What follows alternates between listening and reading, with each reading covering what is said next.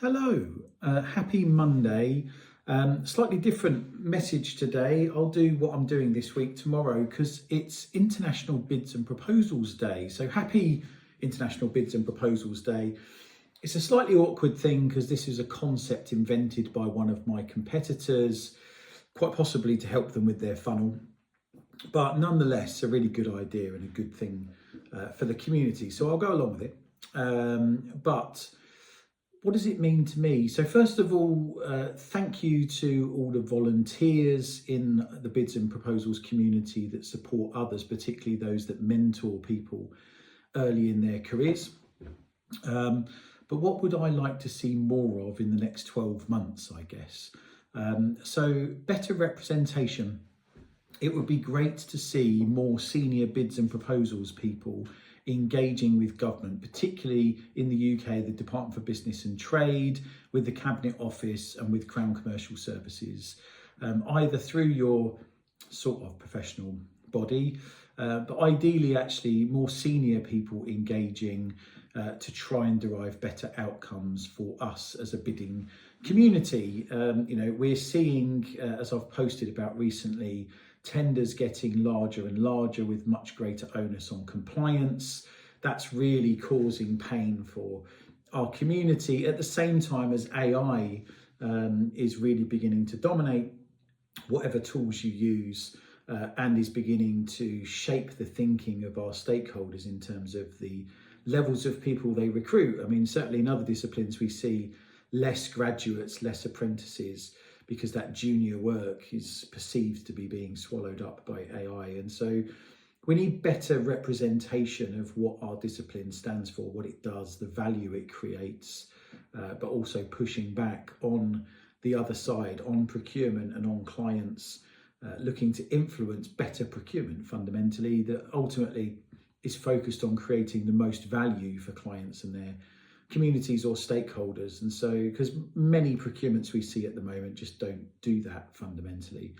And so let's try and influence that. We could do with more engagement and better placed events, I think. It's been brought home to me. We're hosting a lunch and learn session in partnership with Altora, the technology platform, in London, and it's wildly oversubscribed. It's a free event, probably, I don't know, 2/3 of the people that sign up will turn up. But originally we'd shot for 40 seats and we've had 107 sign-ups within a week or two. So we're now operating a waiting list for that and looking to get more space.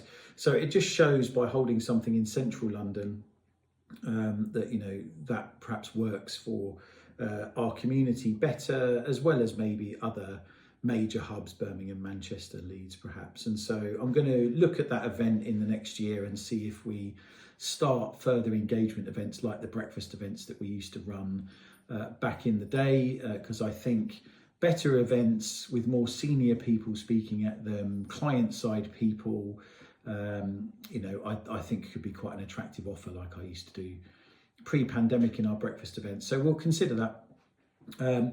There needs to be more honesty about AI.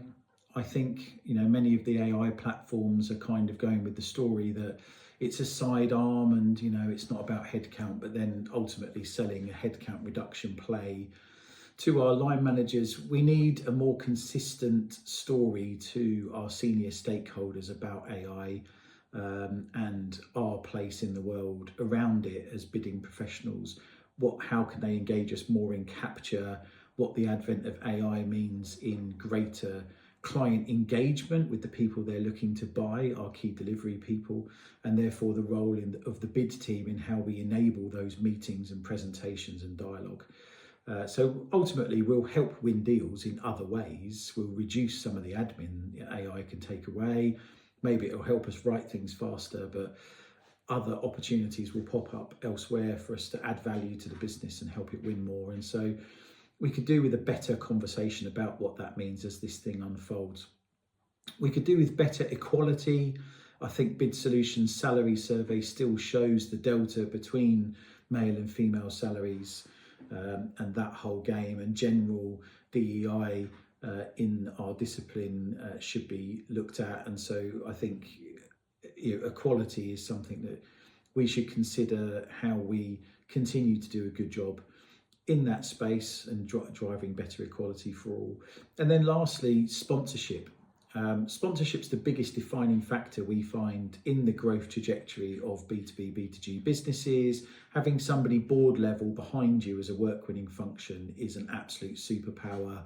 So how do we engage? How do we educate? How do we reverse mentor our leaders in our business to be good at winning work and understand bidding and how to get the best out of it? Your business will be more successful. And so we as a bidding community have an obligation to create a better environment for ourselves by shining a light on what we do and the value it creates and engaging those senior people. And so let's find opportunities to do that. So I think in the next year, if we can generate better representation, particularly facing into client and big public sector procurements, if we can get better engagement and networking for our community, I think that would be helpful. Let's have some honesty about AI and a good, honest conversation about what it means for us. Better equality for our people, and then much better sponsorship of all of that and our work and the value that we create. And I think we'll all be more successful and have a good next year. So happy Bids and Proposals Day. I hope there's something for you to take from that. Have a great week, and I'll see you on Friday for what I've learnt this week.